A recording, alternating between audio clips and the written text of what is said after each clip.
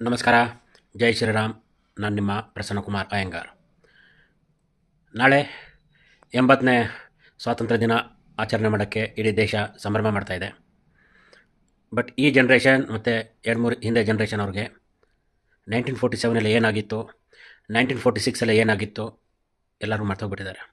ಈ ಸ್ವಾತಂತ್ರ್ಯ ದಿನ ಆಚರಣೆ 1947 ಏನು ಮಾಡಿದರು, ಅದಕ್ಕೆ ಮುಂಚೆ ಕ್ಯಾಬಿನೆಟ್ ಮಿಷನಲ್ಲೇ ಒಂದು ರೆಸೊಲ್ಯೂಷನ್ ಪಾಸಾಗಿ ನೆಹರು ಪಿ ಎಮ್ ಆಗ್ತಾನೆ, ಒಂದು ಓಟ್ ಸಿಗದೆ ಪಿ ಎಮ್ ಆಗ್ತಾನೆ. ಆವಾಗ ದೇಶದ ಭೂಗೋಳ ಹೆಂಗಿತ್ತು ಗೊತ್ತಾ? ದೇಶ Pakistan ದೇಶದಲ್ಲಿತ್ತು, P O K ಇಂಡಿಯಾದಲ್ಲಿತ್ತು, ಭಾರತದಲ್ಲಿತ್ತು. Aksai ಚಿನ್ ಭಾರತದಲ್ಲಿತ್ತು. ಇವಾಗೇನು ಬಾಂಗ್ಲಾದೇಶ ಹೇಳ್ತೀವಿ ಅದು ಭಾರತದಲ್ಲಿತ್ತು. ಅಷ್ಟೇ ಯಾಕೆ, ಒಮಾನ್, ಗಲ್ಫ್ ಕಂಟ್ರಿದಲ್ಲಿ ಒಂದು ಒಮಾನ್ ಅಂತ ದೇಶ ಇದೆ, ಆ ದೇಶ ಕೂಡ ಭಾಗ ಇತ್ತು ಭಾರತ ದೇಶಕ್ಕೆ. ಈ ದೊಡ್ಡ ಮನುಷ್ಯ ಪಿ ಎಮ್ ಆಗಿದ ತಕ್ಷಣವೇ ಪಾಕಿಸ್ತಾನ ಹೋಯಿತು, ಈಸ್ಟ್ ಪಂಜಾಬ್ ಹೋಯಿತು, ಈಸ್ಟ್ ಬಂಗಾಲ್ ಹೋಯಿತು, ಪಿ ಒ ಕೆ ಕಾಶ್ಮೀರ ಭಾಗ ಹೋಯಿತು, ಅಕ್ಸಾಯ್ ಚೀನ್ ಹೋಯಿತು. ಒಬ್ಬ ನಾಲಾಯಕ ಲೀಡರ್ ಪಿ ಎಮ್ ಆಗಿಬಿಟ್ರೆ ಏನೇನು ಆಗ್ಬೋದು ದೇಶಕ್ಕೆ ಅನಾಹುತ. ಇದರಲ್ಲೇ ನಾವು ಒಂದು ದೊಡ್ಡ ಭೂಭಾಗ ಕಳ್ಕೊಬಿಟ್ಟಿದ್ದೀವಿ. ಅದರ ಜೊತೆಲೇ ಲಕ್ಷಾಂತರ ಜನ, ಕೋಟಿ ಜನ ಹೆಣಗಳು ಬಿತ್ತು. ಯಾರ್ದು? ಹಿಂದೂ, ಸಿಕ್ಕು ಅವ್ರದ್ದೆಲ್ಲ ಹೆಣಗಳು ಬಿತ್ತು. ಯಾಕೆಂದರೆ ಪಾರ್ಟಿಷನ್, ಈ ಕಡೆಯವ್ರು ಆ ಕಡೆಯವ್ರು ಈ ಕಡೆ ಹೋಗೋ ಟೈಮಲ್ಲಿ. ಮತ್ತು ರೇಪ್, ಮರ್ಡರ್ಸ್ ಲೆಕ್ಕ ಇಲ್ಲ, ಲೂಟಿಗೆ ಲೆಕ್ಕ ಇಲ್ಲ. ಕೋಟಿ ಜನ ಹೆಣದ ಮೇಲೆ ಈ ದೊಡ್ಡ ಮನುಷ್ಯ 1947 ಮಿಡ್-ನೈಟ್ 15th ಆಗಸ್ಟ್ಗೆ ಫ್ಲ್ಯಾಗ್ ಹೋಸ್ಟಿಂಗ್ ಮಾಡ್ತಾನೆ. ಅದು ಏನು ಮುಖ ಇಟ್ಕೊಂಡು ನನ್ನ ಮಗ ಫ್ಲ್ಯಾಗ್ ಹೋಸ್ಟಿಂಗ್ ಮಾಡ್ತಾನೆ ನನಗೆ ಮಾತ್ರ ಗೊತ್ತಿಲ್ಲ. ಕೋಟಿ ಜನ ಹೆಣ ಬಿದ್ದಿದ್ದಾರೆ, ಸತ್ತಿದ್ದಾರೆ, ಕೊಲೆ ಆಗಿದೆ, ರೇಪ್ಸ್, ಲೂಟಿ ಆಗಿದೆ. ಆವಾಗ ಈ ನನ್ನ ಮಗ ಸಂಭ್ರಮ ಮಾಡ್ತಾವನೆ. ಮತ್ತು ಯಾರು ಈ ದೇಶನ ವಿಭಜನೆ ಮಾಡಬೇಕು ಅಂತ ಹೋರಾಟ ಮಾಡಿದ್ರಲ್ಲ ಮುಸ್ಲಿಮ್ಸು, ಆ ಗ್ಯಾಂಗ್ ಅವರು ಒಂದು 30-50 ಜನ ನಮ್ಮ ಸಂವಿಧಾನ ಸಭೆಯಲ್ಲೇ ಇದ್ದರು, ಈ ದೊಡ್ಡ ಮನುಷ್ಯನ ಆಶೀರ್ವಾದದಿಂದ. ಅರ್ಥ ಮಾಡ್ಕೊಳ್ಳಿ ದೇಶನ ಹೆಂಗೆ ಇತಿಹಾಸನ ಬದಲಾಯಿಸಿಬಿಟ್ಟಿದ್ದಾರೆ. ಮತ್ತು ಇವರು ಖಂದಾನ ನೋಡಿ, ನಾನು ಅಯ್ಯಂಗಾರ್ ಬ್ರಾಹ್ಮಣ.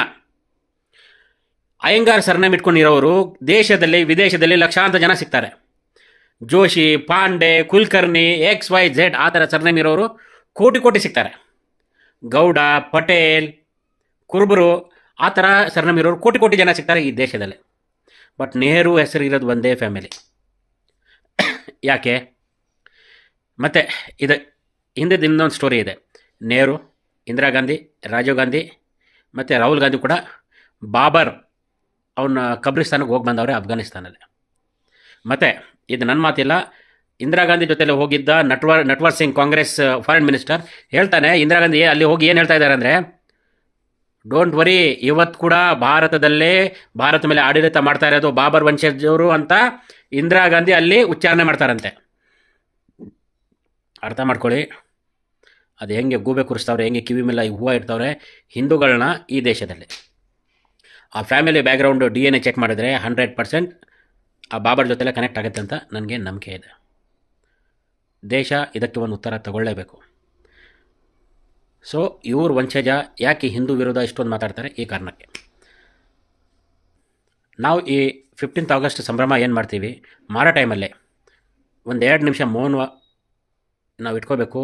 ಈ ಕೋಟಿ ಜನಗಳು ಯಾರು ಬಲಿದಾನ ಕೊಟ್ಟಿದ್ದಾರಲ್ಲ, ಈ ದೇಶ ಏನು ಇವತ್ತು ಮ್ಯಾಪಲ್ಲಿದೆ ನಮ್ಮ ಭಾರತ ದೇಶ ಅಂತ, ಅದಕ್ಕೆ ಈ ಕೋಟಿ ಜನದ ರಕ್ತ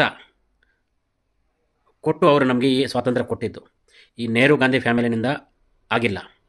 ಯಾಕಾಗಿಲ್ಲ?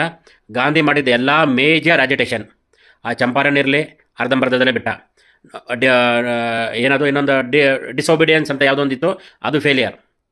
ಒಂದು ಸಕ್ಸಸ್ಫುಲ್ ಇತ್ತು, ಖಿಲಾಫತ್ ಮೂಮೆಂಟ್. ಅವನಮ್ಮನ ಯಾವನೋ ತುರ್ಕಿದಲ್ಲಿ ಏನೋ ಪೋರ್ಚುಗಲಲ್ಲಿ ಏನೋ ಆಯಿತು ಅಂತ ಇಲ್ಲಿ ನರಸಂಹಾರ ಆಯಿತು, ಲಕ್ಷಾಂತರ ಜನ ಹಿಂದೂಗಳನ್ನ ಕೊಲೆ ಮಾಡಿದ್ದಾರೆ. ಆ ಖಿಲಾಫತ್ ಮೂಮೆಂಟ್ ಈ ದೊಡ್ಡ ಮನುಷ್ಯ ಗಾಂಧಿ ಮಾಡ್ದ.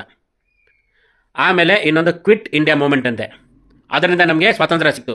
ಕ್ವಿಟ್ ಇಂಡಿಯಾ ಮೂಮೆಂಟ್ ಯಾವಾಗ ಶುರು ಆಯಿತು? 1942. ನಮ್ಗೆ ಯಾವಾಗ ಸ್ವಾತಂತ್ರ್ಯ ಸಿಕ್ತು? 1947. ಅಂದರೆ ಒಂದು ಅಜಿಟೇಷನ್ ಮಾಡಿದ ಮೇಲೆ 5 ವರ್ಷ ಆದಮೇಲೆ ಅದರದ್ದು ಇಂಪ್ಯಾಕ್ಟ್ ಆಗುತ್ತಾ? ಕಾಮನ್ ಸೆನ್ಸ್ ಇದೆ ತಾನೇ? ಸೊ ಅದು ನಮಗೆ ಸುಳ್ಳು ಇತಿಹಾಸ ನಮಗೆ ಬೋಧನೆ ಮಾಡಿದ್ದಾರೆ. ಯಾಕೆಂದರೆ ಫಸ್ಟು 16 ವರ್ಷನ 27 ವರ್ಷ ಮುಸ್ಲಿಮ್ಸರು ಈ ದೇಶದ ಎಜುಕೇಷನ್ ಮಿನಿಸ್ಟರ್ ಇದ್ದ. ಅರ್ಥ ಮಾಡ್ಕೊಳ್ಳಿ ಅವ್ನು ನಮ್ಗೆ ಏನು ಹೇಳ್ಕೊಟ್ಟಿದ್ದಾರಂತ. ಮತ್ತು ಒಂದು ಉಪ್ಪಿನ ಸತ್ಯಾಗ್ರಹ ಸಕ್ಸಸ್ಫುಲ್ ಇತ್ತು ವಿತ್ ಅಡ್ಜಸ್ಟ್ಮೆಂಟ್. ಅಷ್ಟೇ. ಮತ್ತು ಇನ್ನೊಂದು ವಿಷಯ ಗೊತ್ತಿರಲಿ, ಆ ಇತಿಹಾಸದ ಬುಕ್ಕಲ್ಲಿ ಒಂದು 2-3 ಲೈನ್ ಬರ್ದವ್ರೆ, ನೀವು ಕೂಡ ನೋಡಿ, ಸ್ಕೂಲ್ ಬುಕ್ಸಲ್ಲಿ ಇದೆ. ಈ ದೊಡ್ಡ ಮನುಷ್ಯ ಮೋಹನ್ ಚಂದ್ ಕರಮ್ಚಂದ್ ಗಾಂಧಿ ಆ್ಯಂಡ್ ನೆಹರು ಮೋದಿ ಹೆಂಗೆ ರ್ಯಾಲಿ ಮಾಡ್ತಾರಲ್ಲ ಊರೂರಲ್ಲೇ, ಆ ಥರ ರ್ಯಾಲಿ ಮಾಡಿ ಸೈನಿಕ ಭರ್ತಿ ಮಾಡಿದ್ದಾರೆ. ಇಂಗ್ಲೀಷ್ ಅವ್ರ ಜೊತೆಲೇ ಹೋಗಿ World War II ಫೈಟ್ ಮಾಡೋಕ್ಕೆ. ಅವರು ದೇಶ ಉದ್ಧಾರ ಆಗಲಿ ಅಂತ ರ್ಯಾಲಿ ಮಾಡಿಕೊಂಡು ಜನಗಳನ್ನ ಸೇರಿಸಿಲ್ಲ ಆರ್ಮಿದಲ್ಲಿ. ಇವರು ಆರ್ಮಿದಲ್ಲಿ ಸೇರಿಸಿ ನಮ್ಮ ಹಿಂದೂಗಳನ್ನ ಸೇರಿಸಿ World War II ಫೈಟ್ ಮಾಡೋಕ್ಕೆ ಕಳಿಸಿದ್ದಾರೆ. ಯಾರು? ಈ ಮೋಹನ್ ಚಂದ್ ಕರಮ್ಚಂದ್ ಗಾಂಧಿ ಆ್ಯಂಡ್ ಮೌಲಾನಾ ಬಾಬರ್ ನೆಹರು. ಸೊ ಈ ಥರ ನಮ್ಮ ಇತಿಹಾಸ ಇದೆ, ಆ್ಯಕ್ಚುಯಲ್ ಇತಿಹಾಸ. ಸೊ ನಾವು ನಾಳೆ ನಮ್ಮ ಸ್ವಾತಂತ್ರ್ಯ ದಿನ ಆಚರಣೆ ಮಾಡೋ ಟೈಮಲ್ಲಿ ಈ ವಿಷಯಗಳನ್ನ ಗಮನ ಇಟ್ಕೊಂಡು ಯಾರ್ಯಾರು ಇದಕ್ಕೆ ತ್ಯಾಗ ಮಾಡಿದ್ದಾರೆ ಅವ್ರಿಗೆ ಶ್ರದ್ಧಾಂಜಲಿ ಅರ್ಪಣೆ ಮಾಡಿ ನಮ್ಮ ಕಾರ್ಯಕ್ರಮ ಮಾಡಬೇಕು ಅಂತ ನಮ್ದೆಲ್ಲರಿಗೂ ವಿನಂತಿ.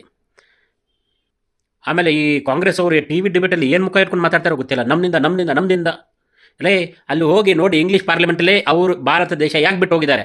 ಭಾರತದ ಜೊತೆಲಿ ಇನ್ನೊಂದು 56 ದೇಶನ ಫ್ರೀ ಮಾಡಿದ್ದಾರೆ ಅವರು. ಅಲ್ಲಿ ನೆಹರು ಇರಲಿಲ್ಲ, ಗಾಂಧಿನೂ ಇರಲಿಲ್ಲ, ಫ್ರೀಡಮ್ ಹೆಂಗಪ್ಪ ಸಿಕ್ತು?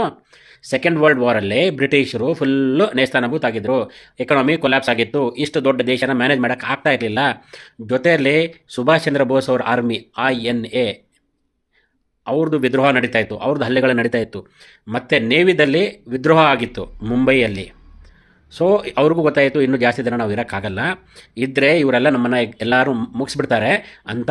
ಆವಾಗ ಹೋಗಿ ಅವರು ಚೇಲಾ ಚಮಚಗಳು ಯಾರಿದ್ರಲ್ಲ, ಕಾಂಗ್ರೆಸ್ ಪಾರ್ಟಿ, ಫ್ರೀಡಮ್ ಪಾರ್ಟಿ, ಅವ್ರ ಕೈಯಲ್ಲಿ ಪವರ್ ಕೊಟ್ಟು ದೇಶ ಬಿಟ್ಟು ಹೋಗಿದ್ದಾರೆ ಅಷ್ಟೇ ಹೊತ್ತು. ಇವರೇನೋ ತುಂಬ ದೊಡ್ಡ ಸಾಹಸ ಮಾಡಿಕೊಂಡು ನಮಗೆ ಈ ಸ್ವಾತಂತ್ರ್ಯ ಸಿಕ್ಕಿಲ್ಲ. ಸ್ವಾತಂತ್ರ್ಯ ಸಿಕ್ಕಿದ ಕಾರಣ ನಮ್ಮ ನೇತಾಜಿ ಸುಭಾಷ್ ಚಂದ್ರ ಬೋಸ್, ಅವ್ರ ಆರ್ಮಿ, ಮತ್ತು Indian army, navy who have done the revolt against the English, British. Because of that we got the freedom, not because of this lucha lafanga Congress party and their leaders. ಧನ್ಯವಾದ. ಜೈ ಶ್ರೀರಾಮ್.